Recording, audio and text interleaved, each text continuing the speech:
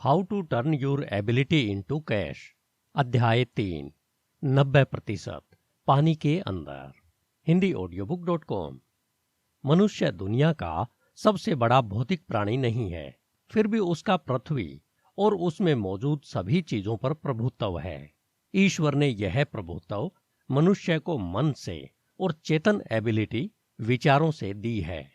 विचारों का खेल बनाने की एबिलिटी, तर्क करने की एबिलिटी ने मनुष्य को नियंत्रण करने की पावर दी है। इसी नियंत्रण से मनुष्य स्वामी बन गया है। चूंकि वह स्वामी है और उसका यह नियंत्रण है, उसे अपने ऊपर प्रभुत्व स्थापित करने के लिए अपनी इंटेलिजेंस का प्रयोग करना चाहिए, न कि दुनिया में दुर्घटना के रूप में कार्य करना चाहिए। अपनी इमेजिनेशन के पंखों पर मनुष्य चारों ओर उड़ने में सक्षम है और चीजों की जांच कर सकता है कि क्या भौतिक है और क्या सारहीन है। वह सौर मंडल में ग्रहों के बीच, विभिन्न तारकीय प्रणालियों में सितारों के बीच उड़ता है और यहां तक कि ब्रह्मांड और उसके साथ उसके संबंधों की जांच भी करता है। उसकी इंटेलिजेंस स्वयं और अपनी उपलब्धियों की समीक्षा करने में सक्षम है और सृजन के कारण और स्रोत पर विचार करने में भी सक्षम है। मनुष्य अपनी इमेजिनेशन और अर्जित ज्ञान के माध्यम से भौतिक नियमों की छानबीन और खोज करता है, इन नियमों का उपयोग करता है और उन्हें अपने रिलैक्सेशन और सुविधा के लिए उपयोग में रखता है। जानने और समझने की अपनी विशाल एबिलिटी के कारण मनुष्य स्वयं पर ध्यान केंद्रित करने में विफल रहता है। वह हर चीज से परिचित हो जाता है, लेकिन खुद को वह इज्म, आइज्म, टीज्म, इयज्म पर छोड़ देता है और अज्ञानता और अंधफेथ को उन्हें नियंत्रित करने की अनुमति देता है। एक बार जब मनुष्य अपने ऊपर वही ज्ञान और विज्ञान लागू कर लेता है जो वह भौतिक चीजों पर लागू करता है, तो मानव दुख और अतीत में उलझ जाता है। इसलिए इंसान को मत भूलो। इस तथाकथित व्यस्त दुनिया में हम एक इंसान को भूल जाते हैं। हम में से ज्यादातर लोग चीजों को माइंड करते हैं, लेकिन उस व्यक्ति को भूल जाते हैं। जो कुछ भी व्यक्ति बनाता है वह सब उसके दिमाग से निकलता है। पहले यह एक अदृश्य विचार होता है जो बाद में एक मूर्त विचार बन जाता है। यह एक योजना है जो बाद में एक प्रोडक्ट बन जाती है। हमारे मस्तिष्क में उन सभी चीजों की रचना करने, खोजने और बनाने की एबिलिटी है। व्यक्ति को भूल जाने की बात मुझे उस समय की याद दिलाती है जब वर्जीनिया विश्वविद्यालय में खगोल विज्ञान के प्रोफेसर मुझे खगोलीय वेधशाला के माध्यम से दिखा रहे थे। इस वेधशाला में हमारे सौर मंडल और अन्य तारकीय प्रणालियों की एक पूर्ण और व्यापक घटना की कोशिश करने के लिए चार्ट, मानचित्र, ग्लोब, एटलस, चित्र और आरेख थे। इन महान प्रणालियों के अनंत परिणाम का वर्णन करते हुए प्रोफेसर ने मेरी ओर रुख किया और कहा, और इन सभी दुनियाओं के बारे में सोचें और उनके अनंत परिणाम के बारे में सोचें और फिर उनकी तुलना उस छोटी सी चीज से करें जिसे हम मनुष्य कहते हैं। हाँ, मैंने कहा, प्रोफेसर, यह सच है, लेकिन यह मत भूलो कि यह भी फैक्ट है कि एक एस्ट्रोनॉमर अभी भी एक छोटा मनुष्य ही है। उन्होंने मुझे देखा और कहा, श्री प्रीवेट, यह एक एक्सीलेंट ऑब्जर्वेशन है और मैं इसके लिए आपका धन्यवाद करता हूं। मनुष्य उस चेतना का संयुक्त उत्तराधिकारी है जो सभी पुरुषों के लिए समान है। यह साधनों को प्रस्तुत करता है और उस पद्धति की आपूर्ति करता है जिसके माध्यम से विचारों का संचार किया जाता है। अन्यथा हमारे लिए एक दूसरे को समझना असंभव होगा। यह चेतना अनंत है और दोनों का दोहन करने की एबिलिटी केवल अपने अनुमान से ही सीमित है। एबिलिटी क्या है? एबिलिटी गुणवत्ता या सक्षम होने की स्थिति में कार्य करने की एबिलिटी है। यह डेमोन्स्ट्रेशन करने की पावर है, चाहे वह शारीरिक हो, नैतिक हो, बौद्धिक हो या फिर चाहे लीगल हो। एवरेज आदमी की एबिलिटी की तुलना एक हिमखंड से की जा सकती है जिसके 10 में से 9 हिस्से पानी के अंदर होते हैं। प्रख्यात और प्रसिद्ध मनोवैज्ञानिक प्रोफेसर विलियम जेम्स ने अनुमान लगाया कि एवरेज व्यक्ति अपनी वास्तविक एबिलिटी का केवल 10% उपयोग करता है जबकि अन्य 90% गुप्त है। अव्यक्त एबिलिटी संभावित पावर है और इसे एप्रोप्रिएट प्रोत्साहन और एप्रोप्रिएट उपचार द्वारा महसूस किया जा सकता है। एबिलिटी का इन्फ्लुएंस और पावर इसकी उपलब्धि पर फीड करती है, और जब इसे प्रेरित किया जाता है तो यह पूरी चेतना को एक समकालीन प्रतिक्रिया के साथ व्यक्त करता है, और कोई भी कला, शिल्प या बिजनेस कुशलता से किया जाता है और स्वतंत्र रूप से आनंद लिया जाता है, तब एक बेहतर सेवा प्रदान की जाती है और एक बड़ी आय अर्जित की जाती है। अपनी एबिलिटी को कैसे डेवलप करें? अपनी एबिलिटी को डेवलप करने का सबसे पहला स्टेप है एप्लीकेशन। सबसे पहले इसमें ईंट रखी जाती है। क्या आप ईंट रखे बिना ही घर बना देना चाहते हैं? चीजें एक ही बार में नहीं बन जाती, ये पार्ट्स में बनती हैं, और इन्हें बनाने के लिए हर एक पार्ट बनाना जरूरी है। यही प्रिंसिपल एबिलिटी पर भी लागू होता है, जिसे आपको रोज खुद को डेवलप करना होता है। मान लीजिए आप हर रोज 3 वाक्यों में खुद को सुधारते हैं, फिर वह चाहे एक प्रोफेशन हो, क्राफ्ट हो या फिर बिजनेस हो। साल के अंत में आपके पास कुल 1100 वाक्य हो जाएंगे, और 4 सालों के अंत तक आपके पास इतना मटेरियल हो जाएगा जितना कि एक पुस्तक में होता है। हर दिन डेवलप करने से इसके रिजल्ट उत्तम होंगे। मनुष्य की एबिलिटी बहुमुखी है। एक वर्ष में उनकी एबिलिटी श्रम में प्रकट हुई और यह सामग्री को टूल में बदल रही है। अगले वर्ष उसी तरह की सामग्री और उसी एबिलिटी का उपयोग करके विधि के परिवर्तन के साथ वह सामग्री को रिलैक्सेशन के टूल में बदल रहा है। इनमें से किसी भी डेमोन्स्ट्रेशन के लिए योग्यता के एप्लीकेशन की आवश्यकता होती है। एप्लीकेशन कुछ सामग्री के परिवर्तन को उपयोगी सेवा में बदलने की एबिलिटी को बदल देता है, या किसी योजना के रूप में किसी विचार को चित्रित करने के लिए एक अनुभव स्थापित करने के लिए आवेदन का अनमोल फल दिमाग में ही पक जाता है। जहां आलस्य और अस्पष्टता में अनिश्चित प्रवृत्तियां प्रबल होती है, एबिलिटी अपने स्वयं के एप्लीकेशन के माध्यम से स्वयं को प्रबुद्ध और विस्तारित करती है। खोजकर्ताओं का एक दल अमेजन नदी से दूर अटलांटिक महासागर में एक तूफान में घिर चुका था। उसके पास पीने के लिए मीठा पानी खत्म हो चुका था और वे कई दिनों तक प्यास की अनकही पीड़ा को झेलते हुए बहते रहे। वे मीठे पानी की कमी के कारण मरने के कगार पर पहुंच चुके थे। लेकिन तब सभी सवारों को बड़ी खुशी हुई जब एक दूसरा जहाज भी इसी चक्रवात में फंस गया और उन्होंने उसे निकट आने का संकेत दिया। फिर उनसे ताजे पानी के लिए कहा। दूसरे जहाज के कैप्टन ने उन्हें इशारा किया कि अपनी बाल्टी को नीचे लाओ, हमारे आसपास ताजा पानी है।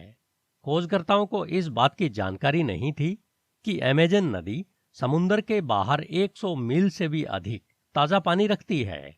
ये लोग ताजे पानी में बह रहे थे और प्यास से मर रहे थे। बहुत से लोग बहुतायत के बीच इन खोजकर्ताओं की तरह है।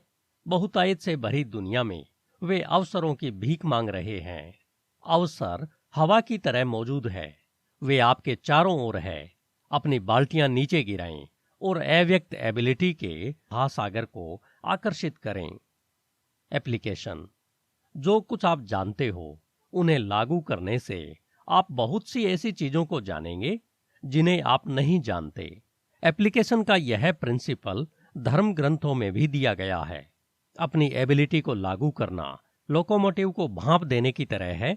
यह सभी मैकेनिज्म और चैनल को पावर में लाने के लिए एक्शन की तरह बाहर आता है। चैलेंज। खुद को डेवलप करने का दूसरा तरीका है चैलेंज एक्सेप्ट करना। उन व्यक्तियों का एनालाइज करने पर जिन्होंने अभूतपूर्व सफलता प्राप्त की है, हम पाते हैं कि यह विस्तृत शिक्षा या विशेष प्रशिक्षण का रिजल्ट नहीं था। इसके विपरीत इनमें से अधिकांश व्यक्तियों के पास औपचारिक शिक्षा बहुत कम थी और उनमें से कोई भी नेतृत्व के लिए प्रशिक्षित नहीं था। ऐसी अभूतपूर्व सफलता के पीछे क्या सीक्रेट है? इन व्यक्तियों में एक गुण समान था, कुछ शुरू करने की साहसी एबिलिटी। उन्होंने खुद के लिए सोचने का साहस किया, उन्होंने निश्चय किया, खुद पर भरोसा करने का और कुछ करने का कॉन्फिडेंस के साथ उन्होंने एक्शन लिया। अपनी उसी एबिलिटी को पहचाना जो औरों के लिए इम्पॉसिबल थी। उन्हें नहीं पता था कि वह यह नहीं कर सकते थे, इसलिए वे आगे बढ़ते रहे और उन्होंने वह कर दिखाया जो कोई और नहीं कर सकता था। इस बुक को तैयार करने में मैंने चैलेंज लिया।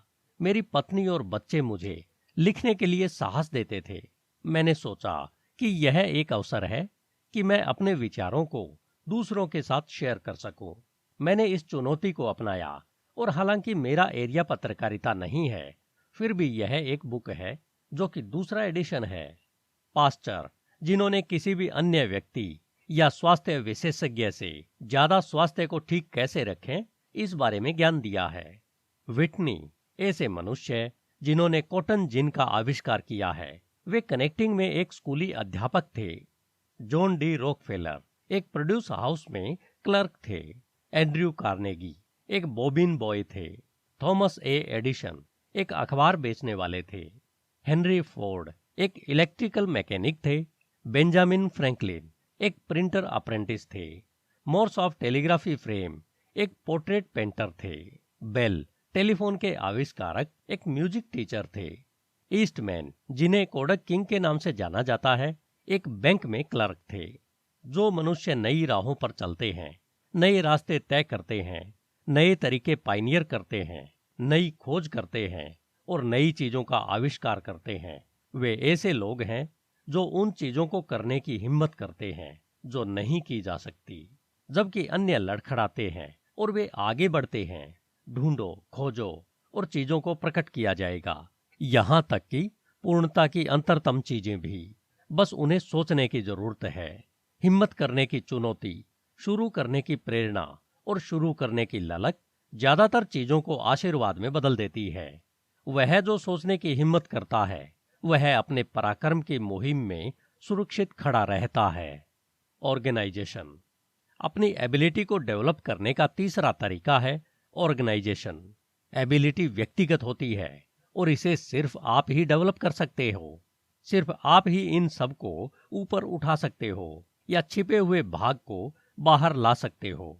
अपनी उपस्थित विशेषताओं और गुणों को बाहर निकालो, लेकिन स्ट्रिक्ट रहो, स्वयं के लिए सच्चे रहो और दूसरों के लिए कभी गलत न हो। अभी मैं आपको एक पैटर्न बताने जा रहा हूं जो ऑर्गेनाइजेशन का एक सुझाव है। एक कागज पर अपनी पिछली सभी उपलब्धियों की लिस्ट बनाओ। हर एक उपलब्धि का एनालाइज करो और उनमें सुधार करने की कोशिश करो। अपनी पुरानी परफॉर्मेंस को दोबारा देखने से आपको बाकी प्रोजेक्ट करने में मदद मिलेगी।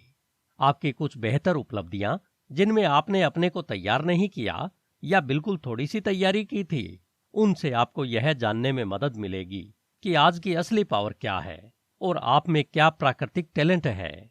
अपने खुद के गुणों और विशेषताओं की एक लिस्ट बनाएं। यह आपको निम्नलिखित प्रश्नों के उत्तर देने में सहायता करेंगी। मेरा खुद के प्रति, लोगों के प्रति, भगवान के प्रति, पड़ोसियों के प्रति, मेरी जॉब के प्रति क्या नजरिया है? क्या मैं सकारात्मक सोचता हूं और सकारात्मक एक्ट करता हूं? क्या दूसरे लोग मुझे समझ पाते हैं? क्या मैं ईमानदारी से सभी के विचारों की कदर करता हूं? क्या मैं लोगों को बोलते समय उनके बीच में डिस्टर्ब करता हूं? क्या मैं अपनी सारी बातें हर एक शख्स को बता देता हूं जिससे भी मिलता हूं? क्या मैं गोल्डन रूल की प्रैक्टिस करता हूं? क्या मैं अपने विचारों को मेरी प्रॉब्लम को बढ़ाने में मदद करता हूं? क्या मुझे पता है कि छोटी छोटी परेशानियां बड़ी परेशानियों में बदल सकती है? क्या मैं को आगे रखता हूं या अपने आप को बड़ा समझता हूं और सामने वाले को छोटा समझता हूं? क्या मैं अभिमानी और बेशर्म हूं? क्या मैं स्वयं के साथ ईमानदार हूं? क्या मैं प्रोग्रेसिव और परसिस्टेंस हूं? बिना किसी को परेशान किए क्या मैं अपने एक विचार से दूसरे विचार पर भटकता रहता हूं, जैसे कि एक तूफान एक जगह से दूसरी जगह जाता है? क्या मैं ऐसी आदतें डेवलप करता हूं जो मुझे फिजिकली, मेंटली और आत्मिक रूप से मजबूत बनाती है? क्या मुझ में मेरी एबिलिटियों के लिए कॉन्फिडेंस है? क्या मैं स्वयं के लिए सोचने की हिम्मत रखता हूं? क्या मैं शुरुआत करने से डरता हूं? क्या मैं आज लेट होता हूं? क्या मैं गलतियां करता हूं? क्या मैं चीजों को पोस्टपोन कर देता हूं? क्या मुझे औरों का साथ देना अच्छा लगता है? क्या मैं बातों से पलट जाता हूं? क्या मुझे अकेले काम करना पसंद है? क्या मैं छोटे छोटे साथियों को जो मुझे डेली साथ देते हैं उनसे शिष्टता से व्यवहार करता हूं? क्या मैं यह कहना याद रखता हूँ, thank you, pardon me, forgive me, I am sorry, excuse me, please and others? क्या मैं उन चीजों का लालच करता हूँ जो औरों के पास है? क्या मैं ऐसा करता हूँ? क्या मुझे जलन होती है? क्या मैं प्रार्थना करता हूँ और दूसरों के खिलाफ मतलबी हूँ? क्या मैं खुद की विशेषताओं और गुणों को सुधारने के लिए एकाग्र रहता हूँ? क्या मैं अपने सोशल और बिजनेस रिश्तों को सुधारने में ध्यान देता हूँ? अगर यह गुण मुझ में नहीं है तो यह मुझे खत्म कर देगी। एक लिस्ट बनाइए जिसका ज्ञान आपको सबसे ज्यादा है। किस एरिया में आप सबसे ज्यादा कुशल हैं? वह कौन सा बिजनेस है जो आपको अपनी ओर सबसे ज्यादा खींचता है? क्या आप कोई योजना बनाने के लिए अभी अपने विचार प्रकट कर सकते हैं? क्या आपको अपनी नई जॉब को लेकर कोई नई रुचि है? क्या आप अपनी कल्पनाओं पर काम करते हो? क्या आप अपनी एबिलिटियों को चुनौती देते हो? क्या आप रोज नया विचार जागृत करने के लिए पढ़ते हो? क्या आप अपना सेंस ऑफ ह्यूमर डेवलप करते हो? इंडिपेंडेंस यानी फ्रीडम। एबिलिटी आत्म अभिव्यक्ति की तलाश कर रही है और अधिक कुशलता से कार्य करती है। जब मन बहुत अधिक झूठे और विशाल आयतों से भरा नहीं होता है, तरह तरह की अफवाहें, डर, अंधफेथ और घोर अटकलें लगातार हवा में तैर रही है। इन मानसिक आवारा लोगों में से 99% के पास खड़े होने के लिए कोई पैर नहीं है। वे एबिलिटियों की कार्रवाई को परेशान करने, वश में करने और देरी करने के लिए केवल शानदार प्रेत हैं, जिनके कुछ उदाहरण आगे दिए जा रहे हैं। क्या आपने यह सुना है, किसी को मत बताना, मैंने ऐसा कहा? सेल्फ कॉन्फिडेंस के साथ कह रहा हूं, मेरे पिछले कार्य के दौरान क्या तुमने ऐसा ऐसा सुना है? सिर्फ तुम्हारे और मेरे बीच मुझे नहीं लगता कि अभी शुरुआत करनी चाहिए। दुनिया के साथ यही प्रॉब्लम है। मेरी परिस्थिति अलग है, यह अच्छा है, इसलिए वे ऐसा करते हैं, फलाना फलाना, इस तरह की बातें। और ऐसे क्षण आपका रास्ता रोकते हैं। आपको रुकना नहीं है, चलते रहो। दृष्टि यानी विजन। एबिलिटी को डेवलप करने का तीसरा तरीका है दृष्टि यानी विजन। लोग उसी पर फेथ करते हैं जो वह देखते हैं। प्रस्तुति ही वह सब कुछ है। रूप को पावर देना अंधफेथ है। उपस्थिति केवल एक अभिव्यक्ति है और इसकी कोई पावर नहीं है। सारी पावर अदृश्य है। मन अदृश्य है, हवा अदृश्य है, ध्वनि अदृश्य है, जीवन अदृश्य है, आत्मा अदृश्य है, बिजली अदृश्य है। एक साथ दो तार लगाओ, एक को 100,000 शब्दों की बिजली से चार्ज करो, दूसरे को निष्क्रिय रहने दो और तुम उनके बीच अंतर नहीं कर सकते। बिजली के बारे में दिखाई देने वाली एकमात्र चीज प्रकाश की अभिव्यक्ति है।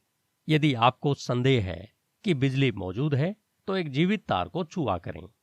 दृष्टि एक ऐसी चीज है जिसे साधारण दृष्टि से अलग देखा जाता है। यह कार्य योजना की एक दृश्य छवि है। यह दिखने की बाढ़ से झांक रहा है।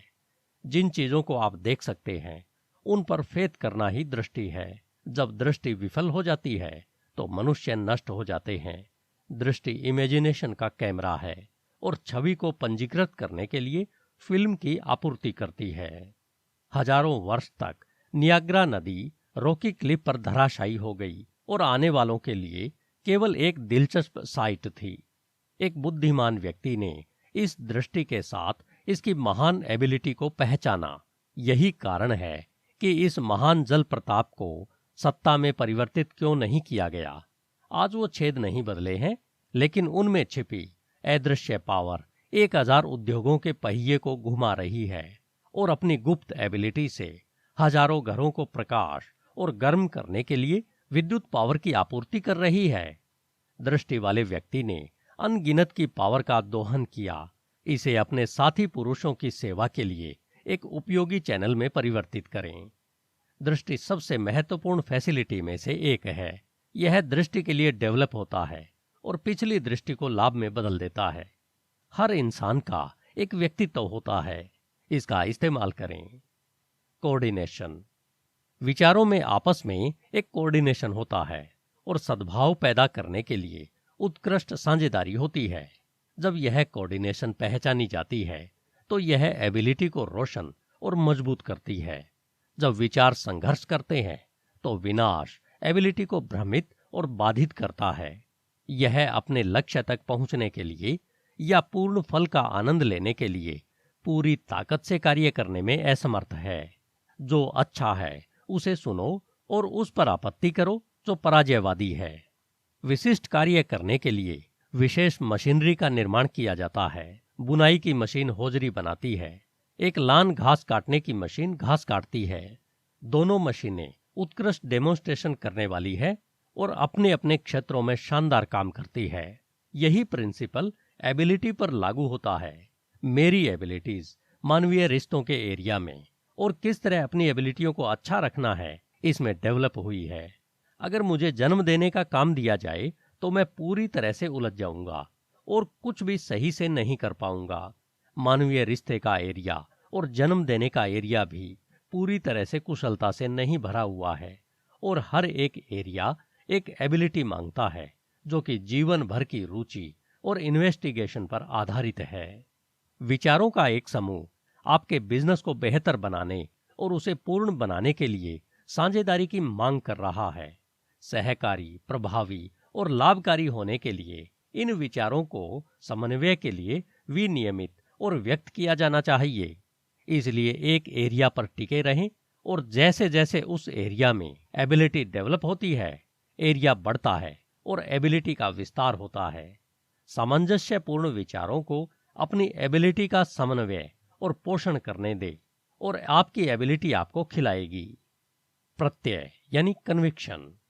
हर रोज पार्सन जोन्स प्रचार करने के लिए अपने चर्च का दौरा करते थे।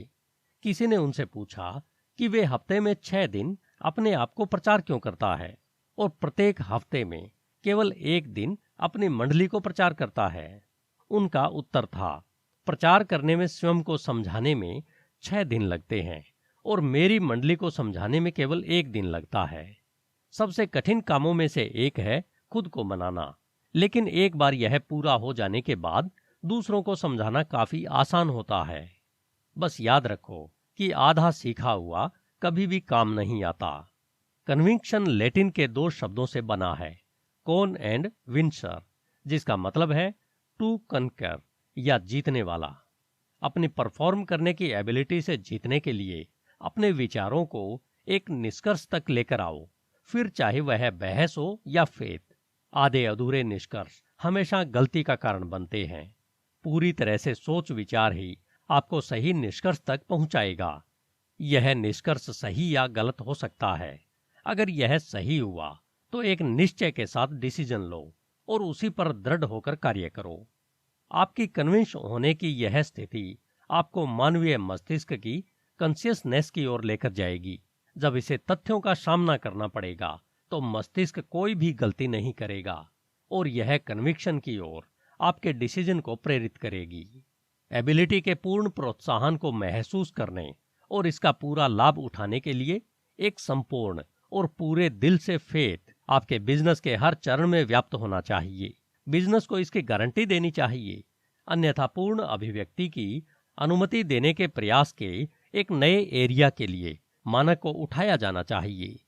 बिक्री के एरिया में अपने 40 वर्षों के अनुभव में मैंने हमेशा अपने पहले ग्राहक के रूप में काम किया है। मेरा मानना है कि अगर मेरे लिए खरीदने के लिए पर्याप्त है तो यह मेरे लिए बेचने के लिए काफी अच्छा है। दूसरी ओर यदि यह मेरे लिए खरीदने के लिए पर्याप्त नहीं है तो यह मेरे लिए बेचने के लिए भी पर्याप्त नहीं है। इस दृढ़ विश्वास पर कार्य करते हुए सफलता मिली। दृढ़ विश्वास के आधार पर अच्छाई का प्रिंसिपल अजय है और यह समझाने में कभी फेल नहीं होता है। यह हाई गियर में चलने की एबिलिटी रखता है। यह सेल्फ कॉन्फिडेंस और दृढ़ संकल्प के साथ काम करता है और अपने आप को और आपको आश्वस्त करता है। अपने आप को आश्वस्त करें और अन्य सभी को आश्वस्त करें। कुछ मजबूत आवेग, थोड़ा गम, एक रूल या 2 और दृढ़ विश्वास की एक खुराक और एबिलिटी कार्रवाई का कारण बनती है। इस चैप्टर को बंद करने से पहले मेरा सुझाव है कि आप इन 7 तरीकों में से प्रत्येक को पढ़ें, समीक्षा करें और अध्ययन करें और अपनी एबिलिटी के अकॉर्डिंग उन पर विचार करें। एक बुकमार्क के रूप में मैं उन्हें सूचीबद्ध करूंगा। Number 1, application. नंबर 2 चुनौती यानी challenge, number 3 organise, number 4 independence यानी फ्रीडम, नंबर 5 दृष्टि यानी विजन, नंबर 6 कोऑर्डिनेशन और नंबर 7 धारणा, प्रत्यय या कन्विक्शन। भगवान अपने कुछ असीमित उपहारों के अवसर के पक्ष में नहीं है। यह पहुंच सभी के लिए स्वतंत्र है। हालांकि कुछ प्रिंसिपल हैं जो उन्हें नियंत्रित करते हैं। आप बाधाओं को कैसे दूर कर सकते हैं? द्वितीय विश्व युद्ध के दौरान कई कहानियों को बताया गया कि कितने लोगों ने सामना किया और उन पर विजय प्राप्त की, जो कि दुर्गम समस्याओं और परिस्थितियों के रूप में प्रेरित होते थे। जब संकट का सामना करना पड़ता है तो छिपी हुई पावर मनुष्य के बचाव में आती है, उसकी अपनी और ईश्वर की पावर। वह खुद को असंभव और तथाकथित चमत्कार करते हुए पाता है। स्थिति की अत्यावश्यकता इसे हल करने के लिए उकसाती है। अव्यक्त एबिलिटी काम करने के लिए एक अनुकूल अवसर की तलाश नहीं करती है। यह किसी भी अवसर के लिए तुरंत उपलब्ध है और किसी भी समय किसी के लिए भी काम करेगी। ईश्वर के नियमों को खोजने के लिए फॉक्स होल में जाना या समुद्र में फंसे होना जरूरी नहीं है। प्रशांत महासागर का महान महाकाव्य रबर की नाव नहीं, फोर्स रिकेनबेकर था। एक बार जब मनुष्य अपनी गुप्त पावर को आकर्षित करना सीख जाता है तो चमत्कारी उपलब्धियां आम हो जाती है। एक चमत्कार केवल भगवान के नियमों में से एक की पूर्ति है, जिसे मनुष्य समझना और लागू करना सीखता है। बिजली फोर्स को चमत्कार रोशनी में बदल देती है। गैसोलीन वाष्प एक मोटर को क्रिया में बदल देता है और भाप एक लोकोमोटिव को ऊर्जा और पावर के वाहन में बदल देती है। इसी क्षण आपकी एबिलिटी आपको पुनर्जीवित और रीमेक कर देती है। यह नकारात्मक सोच को सकारात्मक क्रिया में बदल देती है। यह निराशावाद और निराशा को आशा और फेथ में बदल देती है। यह सभी प्रयासों को स्वास्थ्य, खुशी और उपलब्धि में बदल देती है। परियों की कहानियों में सीक्रेट और बुद्धिमत्ता पाई जाती है। जब आप ईश्वर के अदृश्य प्रिंसिपल को सीख जाते हो और अपनी एबिलिटीज का उपयोग उन सिद्धांतों को लागू करने में लगाते हो, तो और भी बहुत सी परियों की कहानियां जो कि सपना होती है, वे सच हो जाती है। आपकी एबिलिटी आपके विचारों का प्रोडक्ट है। किसी से संतुष्ट न हो, लेकिन सर्वश्रेष्ठ रहें। याद रखें, आपके सपने उसी अकॉर्डिंग आपको फायदा पहुंचाएंगे। धन्यवाद। HindiAudiobook.com। आपका दिन शुभ हो।